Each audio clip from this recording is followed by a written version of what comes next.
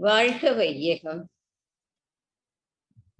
வாழ்க வையகம், வாழ்க வையகம், வாழ்க வளமுடன்.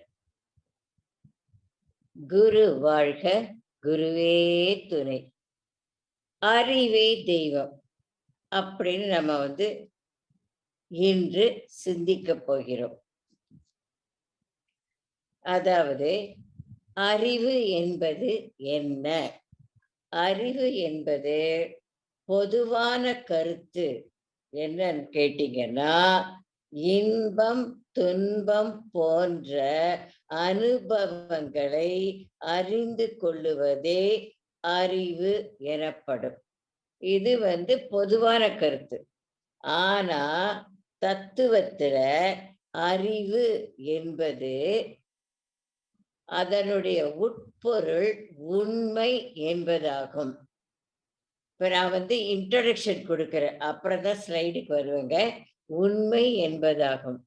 அப்ப அந்த உண்மை என்றால் என்ன அப்படின்னு பார்த்தீங்கன்னா, அந்த உண்மைதான் அந்த உணர்ச்சியாக இன்பம் துன்பம் போன்ற அனுபவங்களை அறிந்து கொள்வதுதான் அறிவு என்று சொல்லப்படுகிறது. சரி, தத்துவத்துல இன்னொன்னு சொல்றாங்க. அதாவது என்னன்னு கேட்டீங்கன்னா, இந்த அறிவு என்பதை மொழியின் மூலம் விளக்க முடியாது. அது உணர்ந்தவர்கள் உணர்த்தினால்தான் உணர முடியும். சாதாரணமா இப்ப பேசுறோம் இல்லைங்களா, அந்த மாதிரி கலோக்கியல் லாங்குவேஜ்ல எல்லாம் அது தத்துவத்துல நம்ம அறிவுனா இப்படி இருக்கமாக்கோ அப்படி இருக்குமாக்கோ அப்படிலாம் நம்ம சொல்ல முடியாது. அதை உணர்ந்தவர்கள், தவத்தின் மூலமாக உணர்ந்தவர்கள் என்ன பண்ண அதை சொல்லுவாங்க, அதை உணர்த்துவாங்க, நமக்கு உணர்த்துவாங்க. அப்ப அதை உணர்த்தினாதான் அது நம்ம அறிவுனா என்ன என்பதை உணர்ந்து கொள்ள முடியும். ஒரு day to day life example சொல்லலாங்க. கல்கண்டு சர்க்கரை. கல்கண்டு இனிப்பு தான், சர்க்கரையும் இனிப்பு தான். யாராவது ஒருத்தர் நம்மகிட்ட கல்கண்டோட இனிப்பு எப்படி இருக்கும், சர்க்கரையோட இனிப்பு எப்படி இருக்கும்னு கேட்டா நமக்கு அது வாய்மொழியா சொல்ல முடியுமா? முடியாது. அவங்க அதை சாப்பிட்டு பார்த்து அதை ரியலைஸ் பண்ணினாத்தான், ஓ, கல்கண்டோட இனிப்பு இப்படி இருக்கு, சர்க்கரையோட இனிப்பு இப்படி இருக்கு என்பதை உணர முடியும். அது போலவே அறிவு என்பதை உணர்ந்தவர்கள் மூலமாக உணர்த்தினால்தான் நமக்கு உணர முடியும். இதைத்தான், இந்த தத்துவத்தை தான் விஞ்ஞானிகள், ஆராய்ச்சியாளர்கள் கான்சியஸ்னஸ் என்று சொல்லுகின்றனர்.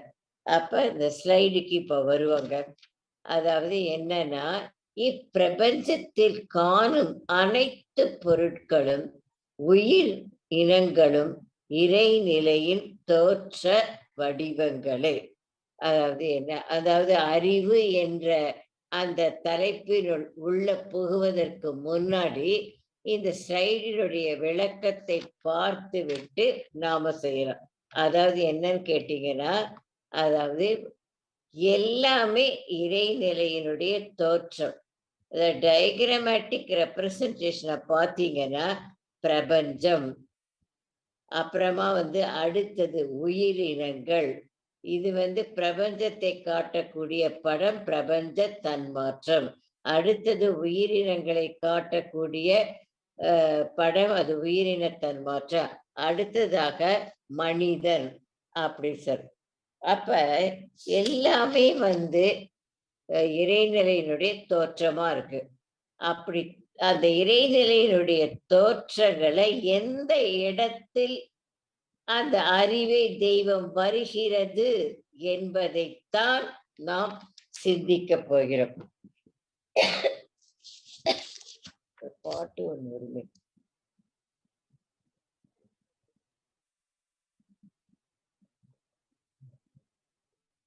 சரி, அப்புறம் அடுத்த 2வது ஸ்லைட்ல என்ன வரல, பாடல் ஒண்ணு வரும். அறிவேதான் தெய்வம் என்றார் தாயுமானவர், அகத்ததுதான் மெய்ப்பொருள் என்று எடுத்துக்காட்டி அறிவதனை அறிவித்தார் திருவள்ளுவர். அவ்வறிவை அறிவதற்கு முறைகள் சொன்னார் அறிஞர் திருமூலர். அவ்வறிவில் ஆழ்ந்து ஆனந்த கவி ஆத்தார் ராமலிங்கர். அறிவில் அறிவாய் நிலைத்து அறம் வகுத்தோர் அதை வாழ்ந்து காட்டினோர் நினைவு கூறுவோம் அப்படின்னு நான் சொல்றேன். அதாவது என்ன சொல்றாங்க இந்த பாடல்ல? அறிவே தான் தெய்வம் என்றார் தாயுமானவர். அதாவது எங்கும் நிறைந்த மெய்ப்பொருளானது எல்லா தோற்றங்களும் இறைநிலையின் முதல்ல செயல் பார்த்தோம் இல்லைங்களா? அதே மாதிரியாக எங்கும் நிறைந்த மெய்ப்பொருளானது அறிவாக தெய்வமாக இருப்பதை தாயுமானவர் அறிவேதான் தெய்வம் சொல்றார். இரண்டாவதாக அகத்ததுதான், அகம் என்றால் உள்ளம். அப்ப அந்த அகத்ததுதான் மெய்ப்பொருள் என்று எடுத்துக்காட்டி அதுதாங்க அறிவே தெய்வமாக என்று அறிவித்தார் அப்படின்னு சொல்றார் திருவள்ளுவர். மூன்றாவதாக அந்த அறிவே, அந்த மெய்ப்பொருளே அறிவாக செயல்படுவதை அறிந்து கொள்ளக்கூடிய வழிமுறைகளை ஸ்டெப்ஸ் வழிமுறைகளை சொன்னவர் திருமூலர்.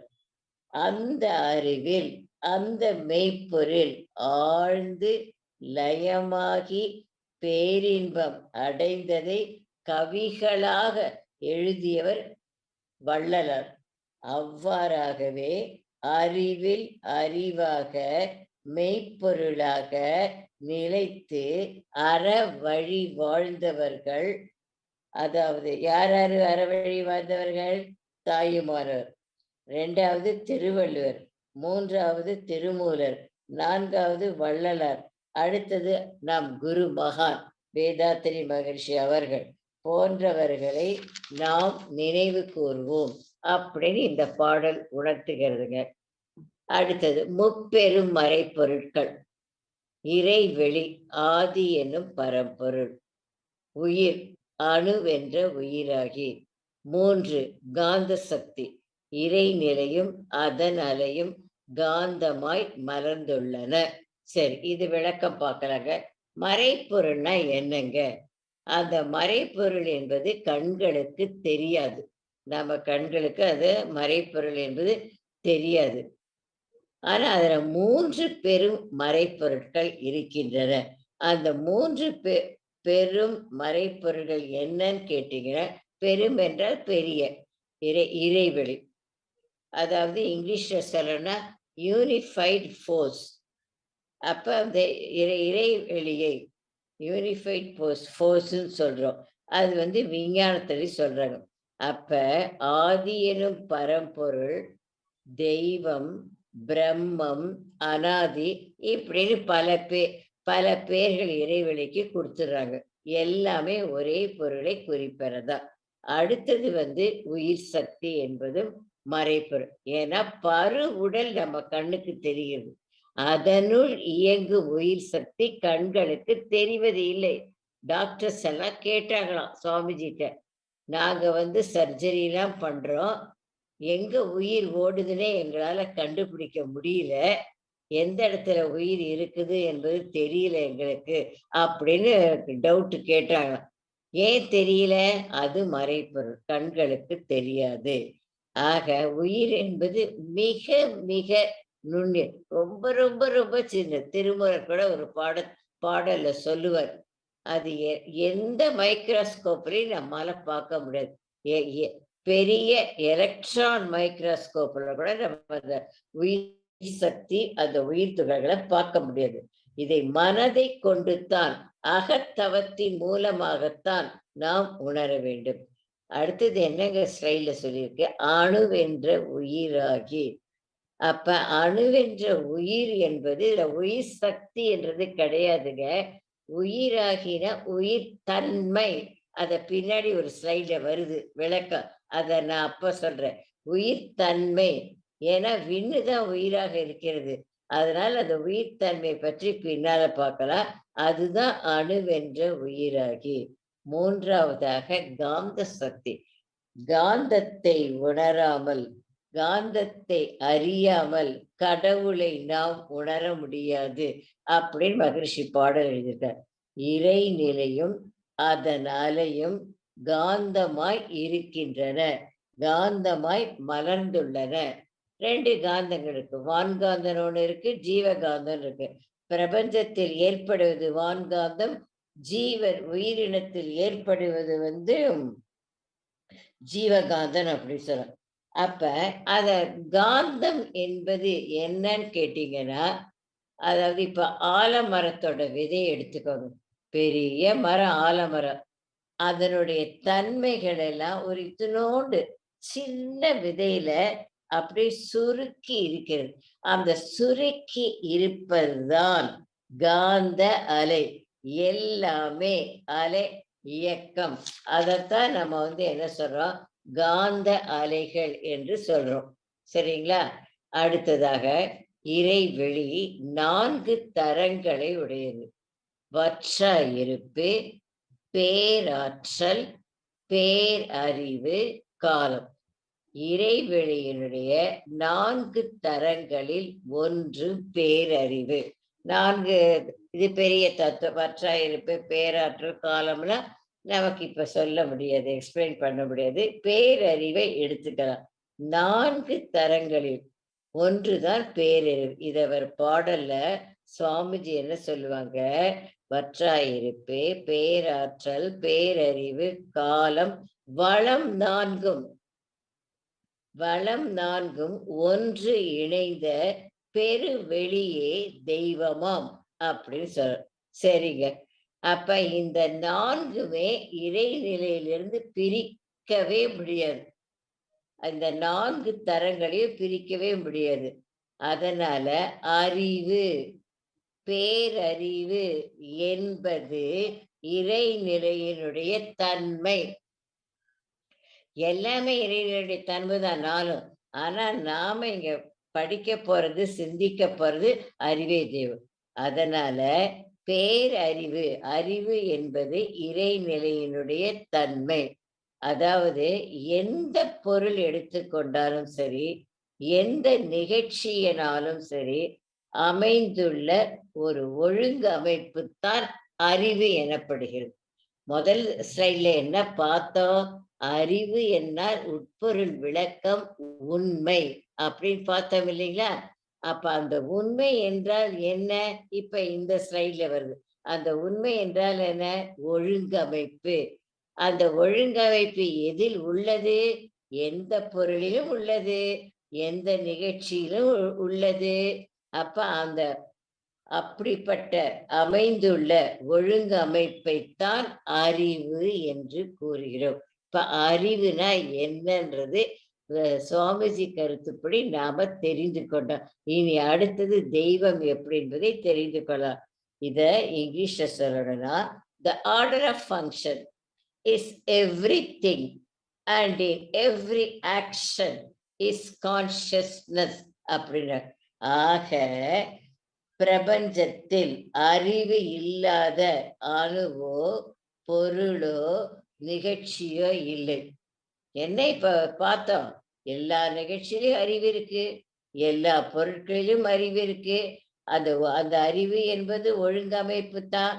அதனால பிரபஞ்சத்தில் அறிவு இல்லாத அணுவோ அணுக்களின் கூட்டமோ பொருளோ நிகழ்ச்சியோ இல்லை. எல்லாமே ஒழுங்கு அமைப்பு என்ற இயற்கை நியதியின்படிதான் அமைகின்றன, இயங்குகின்றன, செயல் விளைவு தருகின்றன அப்படின்னு சுவாமிஜி சொல்றார். அடுத்தது, இந்த பேரறிவுதான் இறைவெளியின் ஒவ்வொரு தன்மாற்ற கட்டங்களிலும் துகளாகி, அணுவாகி, பஞ்சபூதங்களாகி, பேரியக்க மண்டலத்திலும் உயிரினங்களிலும் தொடர்ந்து வந்து இறுதியில் மனிதனிடம் 6வது அறிவாக செயல்படுகிறது. விளக்கம் பார்ப்போம். சுத்தவெளி என்ற இறைநிலையானது தன் இருக்க சூழ்ந்தழுத்தும் ஆற்றலின் காரணமாக முதல்ல வருவது இறை துகள். அததான் ஸ்டைல துகளாகின்னு போட்டுட்டாங்க. இறைத்துகள். இறைத்துகள்ல இருந்து என்ன வருதுன்னு கேட்டீங்கன்னா, விண். அததான் அணுவாகி. விண்ணுன்னா எதுனா அணுக்களின் கூட்டம். அதனால அவங்க அணுவாகின்னு போட்டாங்க. அணுவாகி. அதுக்கப்புறம் பஞ்சபூதங்கள் ஆகி. அந்த விண்ணிலேருந்து எது வருதுன்னா, பஞ்சபூதங்கள் வருது. பஞ்சபூதங்கள். இதுவரைக்கும் என்ன? பேரிய மண்டலம். அதாவது பிரபஞ்ச தன்மாற்றம். அப்புறம் அடுத்தது உயிரினங்கள். அது உயிரின தன்மாற்றம். 1, 2, 3, 4, 5 உயிரினங்களுக்கு பிறகு கடைசியாக, இறுதியாக மனிதன் 6வது அறிவாக உள்ளவனாக தோன்றினான். எல்லாத்துக்கும் இந்த பேரறிவு தாங்க காரணம். ஒவ்வொரு கட்டத்திலயும் அது பேரறிவு தான் செயல்படுது. இறைத்துகள், வெண்ணு, பஞ்சபூதங்கள், கோள்கள், 5 உயிரினங்கள், 6வது மனிதன். ஆக, அப்ப நம்ம என்ன சொல்றோம்? இது 6வது அறிவாக செயல்படுகிறது. இதத்தாங்க என்ன சொல்றாங்க தத்துவத்துல, அறிவின் பயணம். அறிவின் பயணன்றது என்ன?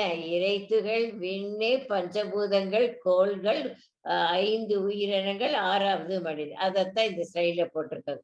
இறைநிலை இருக்கு.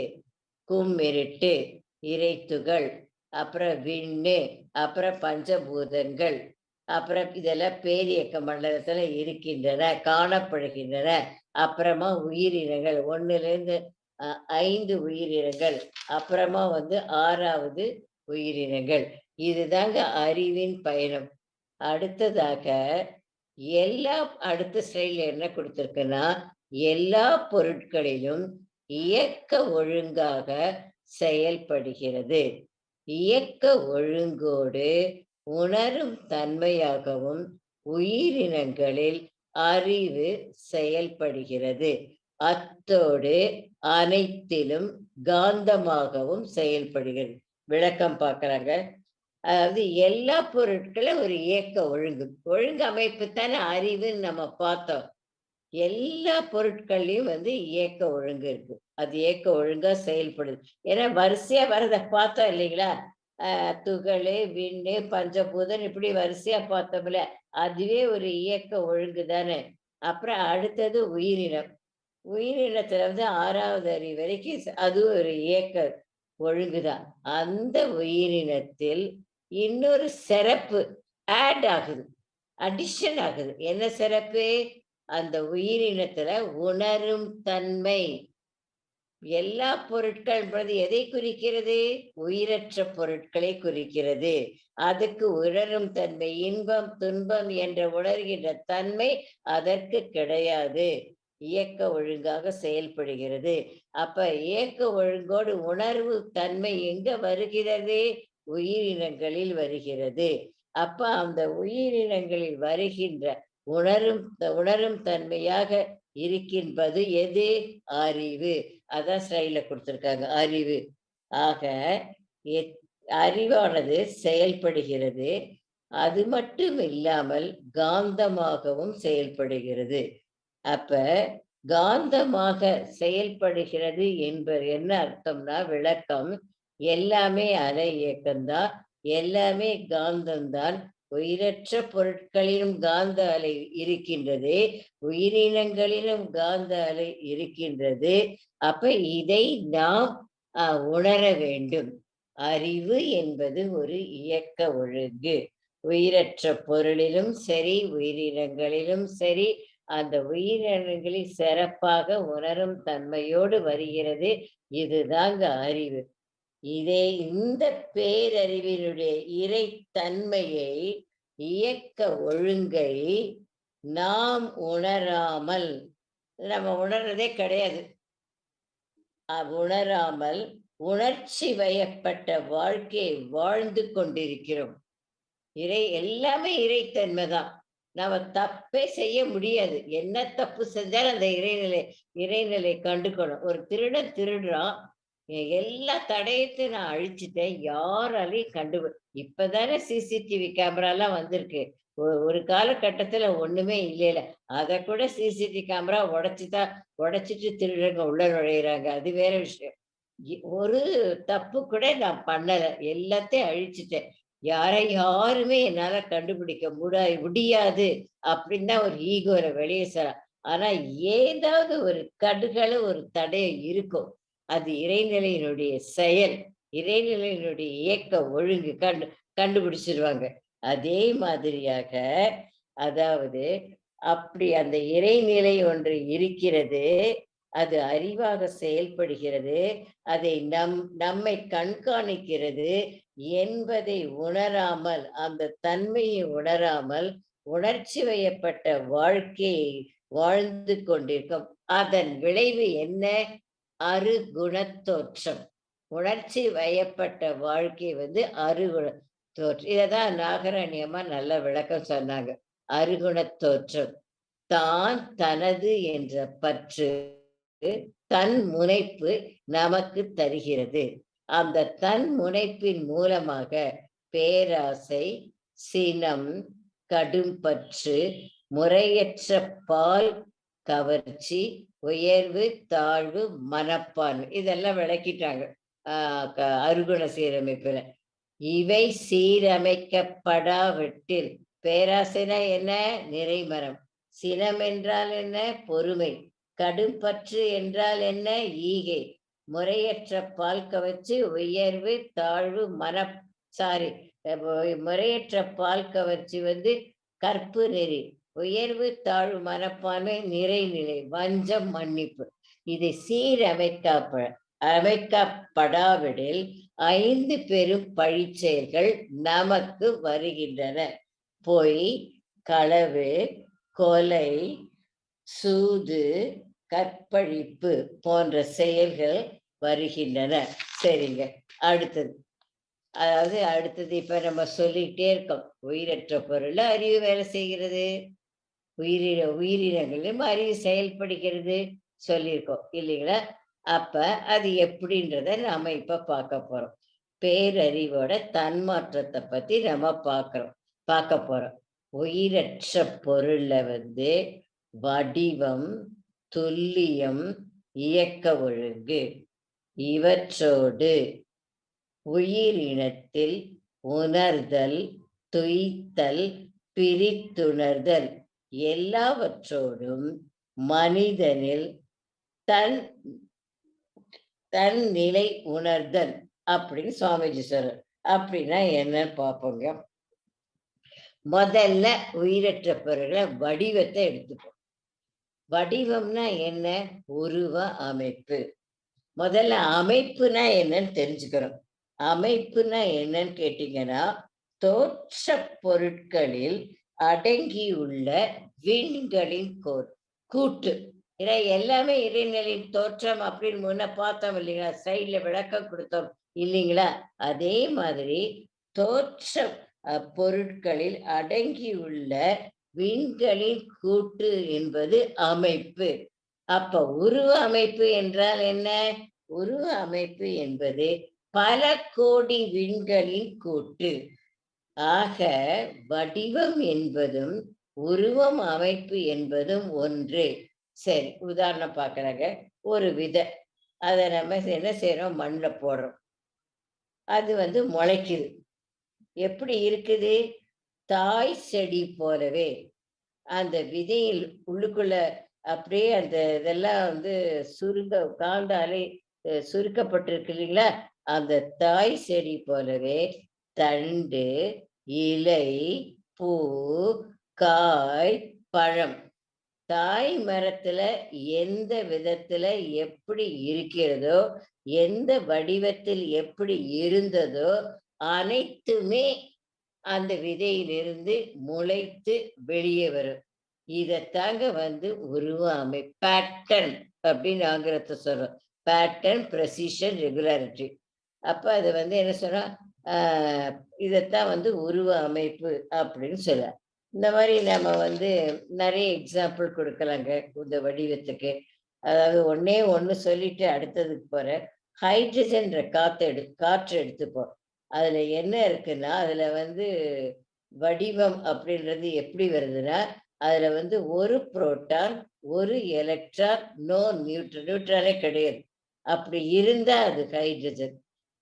ஆக்ஸிஜன் எடுத்துக்கிட்டீங்கன்னா 8 எலக்ட்ரான், 8 புரோட்டான், 8 அப்படி இருந்ததுன்னா, அது அந்த வடிவம் இருந்தா தான் ஆக்ஸிஜன் வரும்.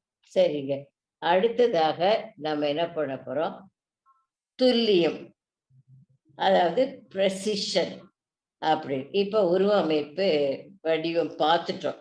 அந்த ஒரு உருவ அமைப்பில் உள் அடங்கியுள்ள இறைநிலை தன்மை வெளிப்படுவதை துல்லியம் அப்படின்னு சொல்றோம். அப்படின்னா என்ன? உருவ அமைப்புனா தாய் செடி எப்படி இருக்கோ அதே மாதிரி தான் வருது. தா அந்த மாரி இருக்கிறதுல, அதுல அப்ப அதுல வந்து துல்லியம் எங்கேருந்து வருகிறது? ஒரு தாவரம் நிலத்தில், மண்ணில் முளைக்கும் பொழுது, அதாவது ஒரு மல்லிகை விதை போட்டா மல்லிகை பூ தான் வரும். வெ அதாவது நிறம் வெள்ளை நிறம் தான் வரும். சாமந்தினா மஞ்சள் நிறம் தான் வரும். இப்போ ஒரு தாவரத்துல காய் எப்படி இருக்குன்னா, புளிப்பா தான் இருக்கும். அதுல கனியாக வந்ததுன்னா, அது இனிப்பா தான் இருக்கும். அப்ப அந்த மாரி இருக்கிறது தான் துல்லியம். அப்ப அடுத்தது, கத்தி எடுத்துக்கிட்டீங்கன்னா, அதுவும் பல கோடி அணுக்களால் ஆனது. ஏன்னா, அப்ப அந்த பல கோடி அதனுடைய இருப்பு தன்மை, இறைத்தன்மை என்னன்னு கேட்டீங்கன்னா, அறுப்பது, வெட்டுவது. கத்தினா நம்ம பழம் கட் பண்றோம். அறுப்பது, வெட்டுவது. பெரிய கத்தினா மரம் வெட்டுறோம்.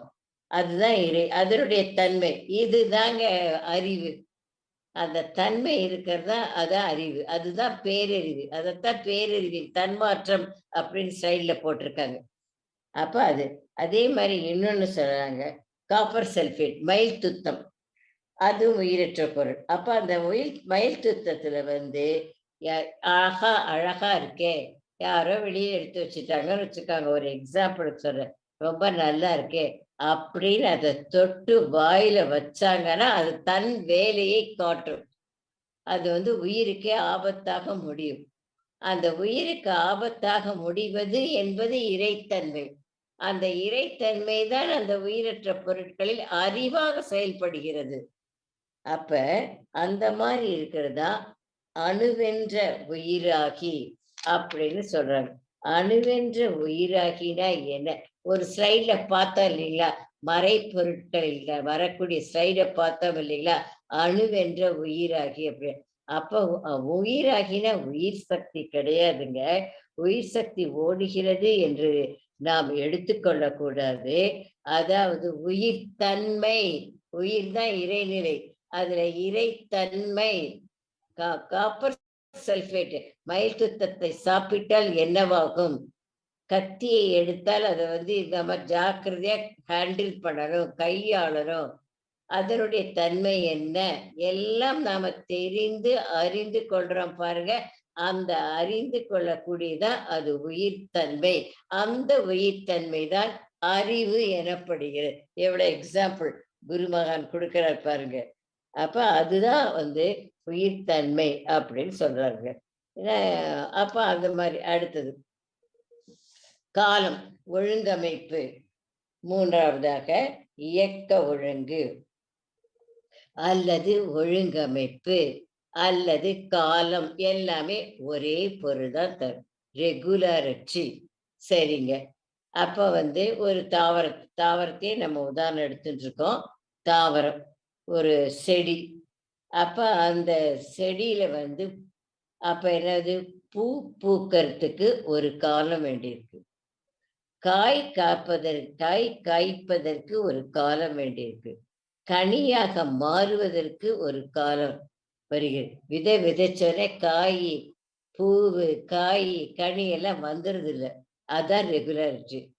இதுல 2 இருக்கு. தன்னியக்கம்னு ஒண்ணு இருக்கு, தொடர் இயக்கம்னு.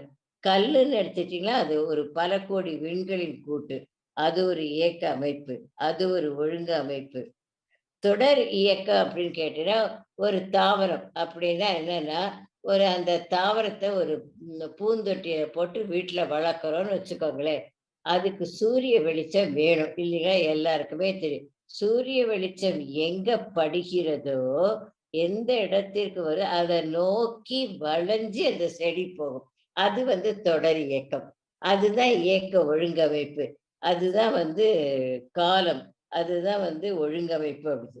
அதே மாரி நெல் விதைய போட்டுட்டோம். அந்த நெல் விதைய போட்டு அது நெல்லா வருது. அப்ப அந்த நெல்லா அறுவடை செய்வதற்கு ஒரு காலம் வேண்டியிருக்கு. குழந்தை அந்த கர்ப்பப்பையில் கருத்தரித்து 9 மாதங்கள் தேவைப்படுகிறது. பிறந்த பிறகு கூட ஒவ்வொரு பருவத்திற்கும் குழந்தை பருவம், காளை பருவம், வயதான பருவம், மூப்பு பருவம் அப்படின்னு எல்லாமே இந்த காலம் தான் நிர்ணயிக்கிறது. நிறைய எக்ஸாம்பிள் சொல்லலாங்க. பூமி ஒரு நாளைக்கு ஒரு முறை தன்னை சுற்றி கொள்கிறது. இந்த இயக்க நீதி மாறவே மாறாது. அப்ப பூமி 23 ஆங்கிள் கோணத்தில் சாய்வாக சுற்றுகிறது. அதனாலதான் பருவ காலங்கள் 4 வகையான காலங்கள் வருகின்றன. பூமி சூரியனை ஒரு ஆண்டுக்கு 365 நாட்கள் சுற்றி வருகிறது. அப்ப இதெல்லாம் என்ன சொல்றோம்? ஒழுங்கமைப்பு அப்படின்னு சொல்றோம். சரி, அடுத்ததுங்க உயிரற்ற பொருள் பார்த்துட்டோம். உயிரினம். உயிரினத்துல உணர்தல், துய்த்தல், பிரித்துணர்தல், சென்சேஷன், எக்ஸ்பீரியன்ஸ், டிஸ்கிரிமினேஷன். உணர்தல் என்பது முதல்ல உணர்தல் அப்படின்னு சொல்றச்ச உயிரினங்கள்ல தான் ஆரம்பிக்குது. அப்ப அந்த உயிரினங்கள்ல வரக்கூடிய உணர்ச்சியைத்தான் நாம உணர்தல் அப்படின்னு சொல்றோம். அப்படின்னா என்ன இப்பன்றது எக்ஸாம்பிள் மூலமா நாம பார்க்கலாங்க. அப்போ என்ன கொடுத்திருக்கார் சுவாமிஜி? உடலுக்கு வெளியே விரியும் ஜீவ காந்தத்தோடு புறப்பொருளிலிருந்து வரக்கூடிய காந்த அலைகள் மோதுவதால் அதிர்வு ஏற்படுகிறது. இதனால் ஜீவகாந்த ஓட்டத்தில் தடை உண்டாகிறது. இந்த தடையே உணர்தல் என்று சொல்லுகிறோம். எக்ஸாம்பிளை பார்த்தா ஈஸியா புரிஞ்சுருங்க. நாம என்ன பண்றோம்? நம்ம ரோட்ல நடந்துட்டு இருக்கோம். ஒரு கல்லு தடுக்கிடுது. கல்லு தடுக்கி விழுந்துடும். கல் தடுக்கி நம்ம விழுந்துடும். அப்ப அந்த கல்லிலிருந்து வரக்கூடிய காந்த அலை இயக்கம் அதுதான் உடலுக்கு வெளியே விரியும் ஜீவகாந்தத்தோடு. நமக்கு உடல்ல ஜீவகாந்தம் விரிவடைந்து கொண்டிருக்கிறது. கல் என்பது ஒரு புறப்பொருள். அந்த புறப்பொருள் இருந்து வர காந்த அலைகள் மோதுகின்றன. எதோடு மோதுகின்றது? ஜீவகாந்தத்தோட மோதுது. அப்ப அந்த ஜீவகாந்தத்தோட மோதும் போது ஒரு அதிர்வு ஏற்படுகிறது. அப்ப அந்த அதிர்வு ஏற்படும் போது நமக்கு என்ன பண்றது? ஒரு தடை உணர்வு ஸ்ட்ரக்அப் ஆயிடுது. ஜீவகாந்தம் ஸ்ட்ரக்அப் ஆயிடுது. உடனே நம்ம கல் தடுக்கி விழுந்தோன்னே நம்ம வேகமா எழுந்து நடக்கிறது இல்லை. மெதுவா எழுந்து கொஞ்சம் ரிலாக்ஸ் பண்ணிட்டு, அப்ப கொஞ்சம் உட்கார்ந்துட்டு, அப்புறம் கால்ல அடிபட்டுதா காலை நீவி விட்டுட்டு, அப்புறம் மெதுவாத்தான் நம்ம கொஞ்சம் ஸ்லோவாத்தான் நடக்க ஆரம்பிக்கிறோம். அததான் உணர்தல். அதாவது கல் என்பது புறப்பொருளிலிருந்து வரக்கூடிய காந்த அலை, நம் உடலிலிருந்து விரிகின்ற ஜீவ காந்த அலை ரெண்டுமே கிளாஷ் ஆகுது, மோதுதல் ஆகுது. அப்ப அந்த மாதிரி மோதுதல் ஆகிறதுனால ஜீவகாந்த அலையில ஒரு ஸ்ட்ரக்அப் ஆகிறது. இது ஜீவகாந்தத்துல ஒரு தடை ஏற்படுகிறது. இதைத்தான் நாம் உணர்தல் அப்படின்னு சொல்லுவோம். அப்ப உணர்தல் அப்படின்னு சொல்லும்போது எது உணர்கிறது? விண் என்ற உயிர் துகள்கள் தான் உணர்கிறது. உயிர் துகள்கள் விண்களின் கூட்டம். அந்த உயிர் உணர்கிறது. அந்த உயிரில் இருக்கக்கூடிய விண் துகள்கள் உணர்கின்றன. அதனால அந்த விண் துகள்களே அதுதான் பேசு. விண்ணே உணர்வின் நிலைக்களம். விண்ணு தான் ஆதாரம், அதுதான் பேசு. அந்த உயிர்த்துகள்ல விண் இருக்கிறதுனால்தான் நமக்கு துன்பம் ஏற்படுகிறது. அது நமக்கு விழுந்துட்டோம், வலிக்குது, நம்ம அதான் துன்பம். நாம இப்ப வீட்டிலே போயிட்டு இருக்கோம், ஏதோ எல்லாம் கரண்ட் மொத்தமா ஸ்டாப் ஆயிடுத்து, கட் ஆயிடுத்து. அப்படியே தடவிக்கிட்டு போய் நம்ம நெருப்பெட்டி மெழுகுவர்த்தி எல்லாம் தேடுறோம். அப்படியே ஒரு கதவுலயோ ஒரு சுவத்துலயோ முட்டிக்கிட்டோம். அப்ப அந்த இடத்துல என்ன சொல்றோம், வலிக்குது. அதுவும் அதேதான். புறப்பொருளிலிருந்து வரும் காந்த அலை, ஜீவகாந்த அலையோடு மோதுவதால் ஒரு ஸ்டக்கப் தடை ஏற்படுகிறது, வலி ஏற்படுகிறது. இந்த வலிக்கு காரணம் உயிரில் இருக்கக்கூடிய விண்துகள்கள். இதத்தாங்க கலோக்கியல் லாங்குவேஜ்ல அப்பா இடிச்சுக்கிட்டப்பா, விண்ணு விண்ணுன்னு வலிக்குது அப்படின்னு நம்ம கலோக்கியல பேசுவோம் வீட்டுல. விண்ணு விண்ணுன்னு வலிக்குது. அது சாதாரண. அப்ப எது வலிக்குது? அது எது உணர்ச்சி களன், எது உணர்வாக தெரிகிறது? விண் என்ற ஒரு அணுக்கூட்டம். அப்ப அப்ப இந்த மாதிரியாக இந்த உணர்வில் 4 வகை மாற்றங்கள் இருக்குங்க. அதாவது என்னன்னா, இன்பம், துன்பம், அமைதி, பேரின்பம். அப்ப இந்த 4 உணர்வுகள். பஞ்ச மாற்றம். பஞ்ச என்பது என்ன? அழுத்தம், ஒலி, அடுத்தது சுவை, மனம். இது ஜீவகாந்தத்துல ஏற்படுறதுனால இதனுடைய இதை உணர்ந்து கொள்கிறோம். சரிங்க. அடுத்தது துய்த்தல். உணர்தல் பார்த்துட்டோம். துய்த்தல். இப்ப இத பாருங்க. இதுவும் அதே கருத்தா வரும், கொஞ்சம் மாறும். புறப்பொருளிலிருந்து வரும் காந்த அலை உயிரினத்தின் காந்த களத்தோடு கலப்புறுகிறது. உயிரினத்தின் கருமையத்திற்கு செல்கிறது. கருமையத்தில் உள்ள இறைநிலை என்ற பேரறிவு என்ன பண்ணுதுன்னா, புறப்பொருளிலிருந்து வந்த காந்த அலையினுடைய அழுத்தத்தை தன்னிடம் உள்ள ஜீவகாந்த அழுத்தத்தோடு அதை இணைத்துக் கொள்ளுகிறது. இந்த நிலையை துய்த்தல். இது என்னன்னு விளக்கம் கேட்டீங்கன்னா, அதாவது என்ன, ஒரு எக்ஸாம்பிள் மூலமா சொன்னா நல்லா விளக்கமா இருக்குங்க. நம்ம அதேதான் ரோட்ல போயிட்டு இருக்கோம். நல்ல ஸ்ட்ராங் பர்சன், பீமன் மாதிரி ஒரு வலுவான ஆளு வேகமா வர நாம மேல மோதிடும், நமக்கு வலிக்குது. அப்ப அது என்னது? புறப்பொருளின் மூலமாக வரக்கூடிய காந்த அலை இயக்கம். அப்ப எங்க மோதுது? நம்ம கிட்ட இருக்க ஜீவகாந்த அலை இயக்கத்தோட மோதுது. 3வது ஸ்டெப். அது எங்க செல்லுது? கருமை. 2 கலப்புறுது. 2 கலப்புறுதெல்லாம் மிங்கிள் ஆகுது. 2 மிங்கிள் ஆயிடுது. அப்ப அந்த மிங்கிள் ஆனது எங்க செல்கிறது? கருமையத்துக்கு செல்லுது. கருமையத்துல என்ன இருக்குது? இறைநிலையான பேரறிவு.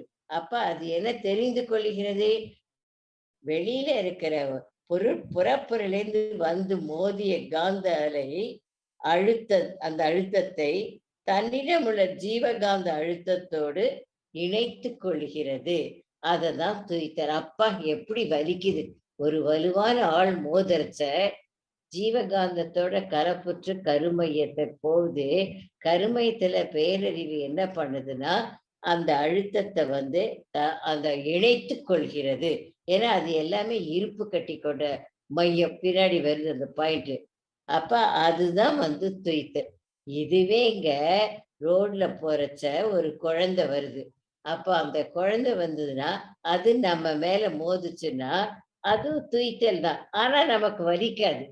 அத பார்த்து சிரிச்சுட்டு அப்படியே நம்ம போயிடுவோம். அந்த அழுத்தத்தையும் கருமையம் தன்னோட இருப்புக்குள்ள வச்சுக்கிட்டு அதுதான் துய்த்தல். அந்த வலுவான ஆள் மோதுதல் என்ற துய்த்தல் வேறு, ஒரு குழந்தை மோதுதல் என்ற துய்த்தல் வேறு, இல்லைங்களா?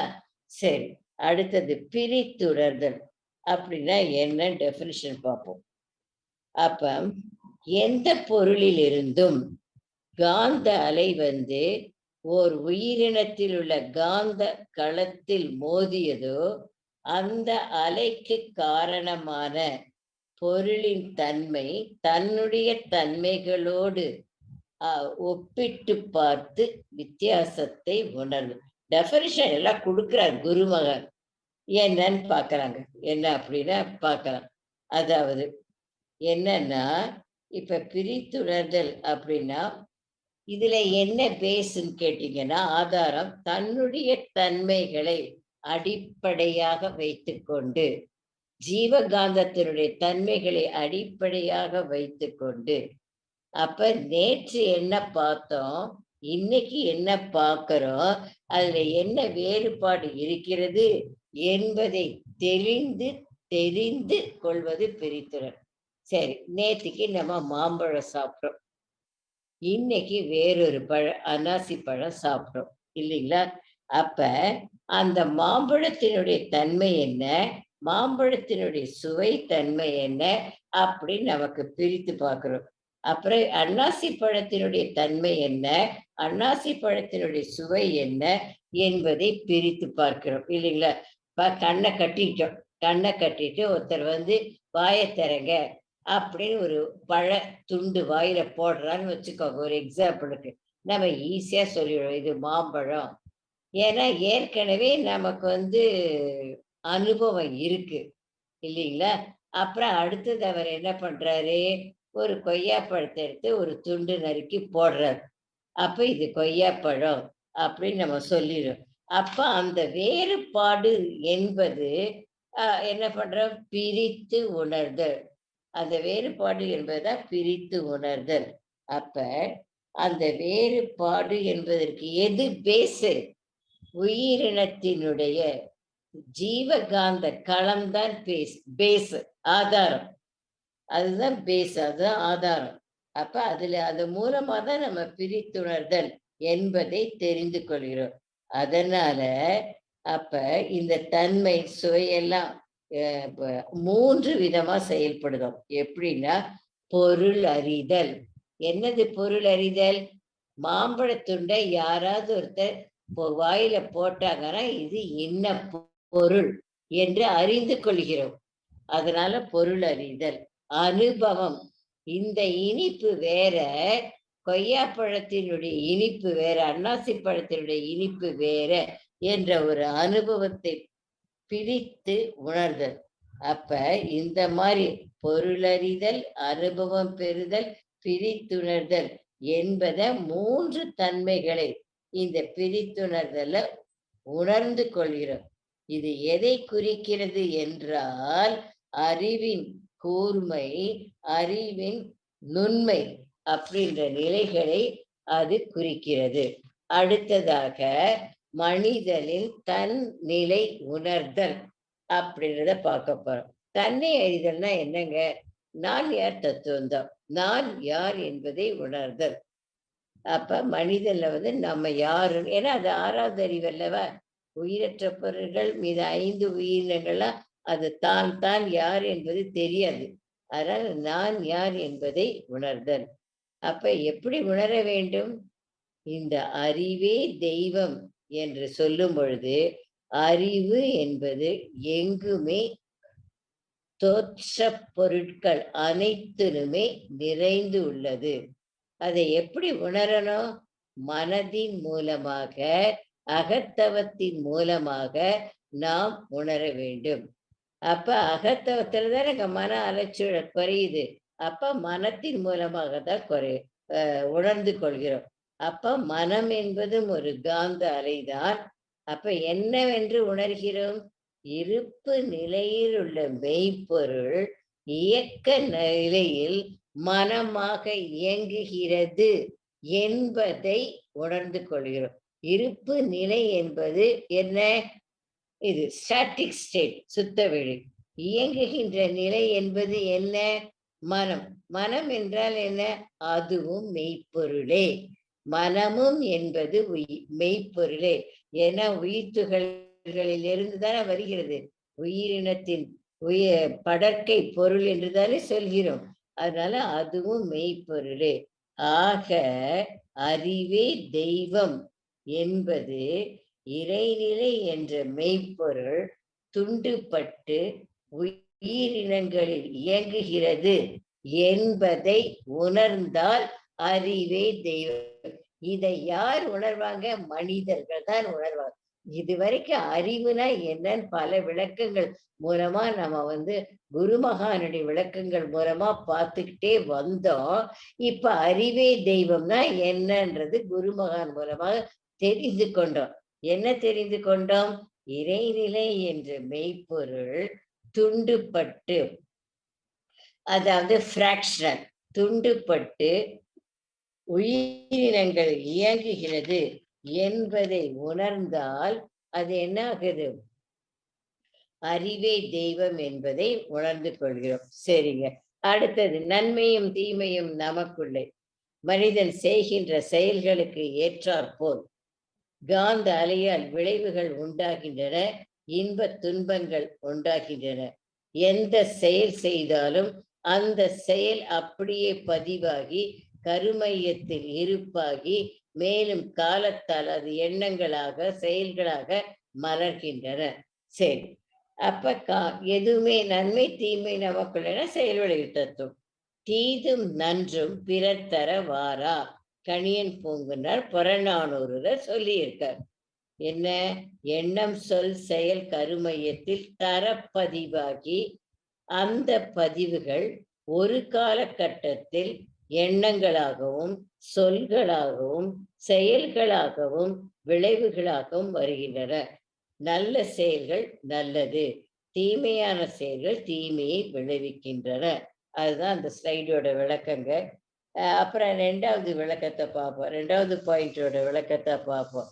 அது என்ன கொடுக்கப்பட்டிருக்கு? 2வது விளக்கம், எந்த செயல் செய்தாலும் எந்த எண்ணம் நினைத்தாலும் கூட அப்படியே கருமையத்துக்கு போயிடுது. கருமையத்துல போனா அழியாது, அப்படியே இருப்பாகுது.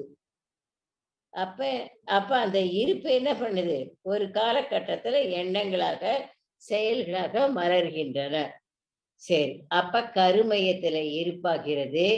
கருமையத்துல ஜீவகாந்த அலை புறப்பொருளிலிருந்து வருகின்ற அலையும் அது எப்படின்னு காட்டுது. அது அழுத்தம் பெறுகிறது அப்படிலாம் சொல்றோம் இல்லைங்களா? அப்படின்னா கருமையம்னா என்னன்னு தெரிஞ்சுக்கணுங்க நாம. கருமையம் என்றால் என்ன? பரு உடலுக்கு மூலமான விந்துநாதம், சூக்கும உடலுக்கு மூலமான உயிர் சக்தி, பிரணவ சரீரம் என்னும் ஜீவகாந்தம். இந்த மூன்றும் இணைந்து அழுத்தம் பெற்று இயங்கக்கூடிய ஒரு மையம் கருமையம். சரிங்க, என்னன்னு விளக்கம் பார்ப்போம். பருவுடல் அது விந்துநாத கலப்பினால் வருகிறது. அதான் விந்துநாத மூலம் அப்படின்னு ஸ்லைட்ல போட்டிருக்கு. சுக்கும உடல் ஆஸ்ட்ரல் பாடி, பருவுடலில் ஓடுகின்ற உயிர் துகள்கள், அதான் உயிர் சக்தி. பிரணவ சரீரம் என்பது மேக்னெட்டிக் பாடி, காந்த அலை. அந்த காந்த அலை என்பது ஏன் அது ஜீவகாந்தத்தை பிரணவ சரீரம் அப்படின்னு ஏன் சொல்றோம்னா, அது இந்த பிரணவ சரீரம் இறை துகள்களால் ஆனது. அதனை அதாவது அது ஒரு தத்துவங்க, அது ஒரு விளக்கம். அதுக்கு இப்ப போக வேண்டாம், டாபிக்கை டிவைட் பண்ண மாதிரி ஆயிடும். பிரணவ சரீரம் என்பது ஜீவகாந்தம். ஆக இந்த மூன்றும் இணைந்து அழுத்தம் பெற்று இயங்கக்கூடிய ஒரு மையம் கருமை. இந்த மூன்றுக்கும் மையம் எதுனா பொதுவான மையம் கருமையம் தான். அது அப்படியே அழுத்தம்னா என்ன? அங்கேயே உட்கார்ந்துருக்கு. அப்ப அந்த அழுத்தம்னா அதான் அர்த்தம். அழுத்தம் அங்கேயே உட்கார்ந்துருக்கு, அதான் தரப்பதிவு அப்படின்னு நம்ம சொல்றோம். அப்ப அந்த கருமையம் அழுத்தம் பெற்றுக்கொண்டு இருக்கிறது. அடுத்தது, கருமையமானது ஜீவகாந்தம், மூளை, புலன்கள், மனம், அறிவு இவை அனைத்தும் ஒன்று இணைந்து நாம் புரிகின்ற செயல்கள் அனைத்துமே இருப்பு வைக்கும் நிலையம். இருப்பு வைக்கக்கூடிய நிலையம், அழுத்தம் பெறக்கூடிய நிலையம். கருமையத்தை பத்தி நிறைய பேசலாங்க. சரி, அப்படின்னா என்னன்னு பார்ப்போங்க, விளக்கம் பார்ப்போங்க. அப்ப கருமையத்தில் ஜீவகாந்தம் எப்படி இருப்பு கொள்கிறது? பதிவுகள் கருமையத்தில் இருக்கின்றன என்பது எல்லாருக்குமே தெரியும். கருமையத்துல பதிவு உண்டு அப்படின்னு தெரியும். அப்ப அந்த ஜீவகாந்தம் பிரதிபலிப்பு பதிவு, பதிவு அடைகிறது, பிரதிபலிப்பு அடைகிறது. பதிவு பிரதிபலிப்பு, அது பிரதிபலிப்பு பதிவு. மூளையில் நினைவு பதிவு, புலன்களின் இயக்க பதிவு, மனம் விரிவு சுருக்க பதிவு, கருமையும் தரப்பதிவு இவை யாவுமே அறிவின் செயல்பாடு அப்படின்னு சுவாமி சொல்றார். இந்த கருமையத்துல இருக்கக்கூடியது அத்தனையுமே அறிவின் செயல்பாடு. சரிங்க, அடுத்த ஸ்லைடு. வினை பயனே தேகம் கண்டாய். சஞ்சித பிராரப்த ஆகாமி கர்மத்தை ஒட்டியே மனிதன் வாழ்வு நடைபெறுவதால் வினை பயனே ஒரு தேகம் கண்டாய் என்று பெரியவர்கள் கூறியுள்ளார்கள். நாம் பிறக்கும் போது கொண்டு வருவது, இறக்கும் போது கொண்டு போவது எல்லாமே நம் வினைப்பயன் தவிர வேறு ஒன்றும் இல்லை. நம்ம கிட்ட என்னென்ன கர்ம வினைப்பயன் இருக்கு? சஞ்சித கர்மம், பிராரத்த கர்மம், ஆகாமிய கர்மம் எல்லாமே இருக்கு அப்படின்னு எல்லாருக்குமே தெரியும். அதனால்தான் நமக்கு பிறவி ஏற்படுகிறது. அந்த வினை பயன் தேகம் என்றால் பிறவி. அந்த வினை பயன் தான் நமக்கு தேகம். தேகம் கண்டாய் அப்படின்னு ஒரு சொற்றொடர். திருமூலர் கூட சொல்லுவார். அப்ப பிறப்புக்கும் கர்ம வினை பயன்தான், இறப்புக்கும் கர்ம வினை பயன்தான். எல்லாமே வினைப்பதிவு தான். பிறக்கும் போது கொண்டு வருவது என்பது வினைப்பயனோடு கொண்டு வரும். அந்த வினைப்பை நல்வினை பதிவுகளாகவும் இருக்கலாம், தீய வினை பதிவுகளாகவும் இருக்கலாம். இறக்கும் போது கொண்டு போவது என்றால் என்ன? அப்படின்னா என்ன அர்த்தம்னா, நம்ம வினைப்பதிவுகள் எங்க வருது? சந்ததிகளுக்கு வருது. அப்ப அந்த இறக்கும் போதும் சரி, பிறக்கும் போதும் சரி, அப்ப அந்த வினை பயன் தான் தேகமாக வருகிறது அப்படின்னு சுவாமிஜி சொல்றார். அடுத்தது நாகரீகம். நாகரிகம் என்றால் என்ன? நல்ல உடை உடுத்துவது, நல்ல நம்மளை நல்லா அழகுபடுத்தி கொள்றது, இதெல்லாம் நாகரிகமே இல்லையா? அப்படின்னா நாகரிகம்னா என்னன்னு பார்ப்போம். நா என்றால் நாக்கு, பேச்சு. அகம் என்றால் உள்ளம். இரீகம் என்றால் மனம். இந்த மூன்றும் ஒன்றுபட்டு இருக்க வேண்டும் என்பதை கொண்டுதான் இந்த மூன்று வார்த்தைகளையும் நா பிளஸ் அகம் பிளஸ் இரீகம் ஒன்று சேர்ந்து நாகரீகம் என்று சொல்கிறார்கள்.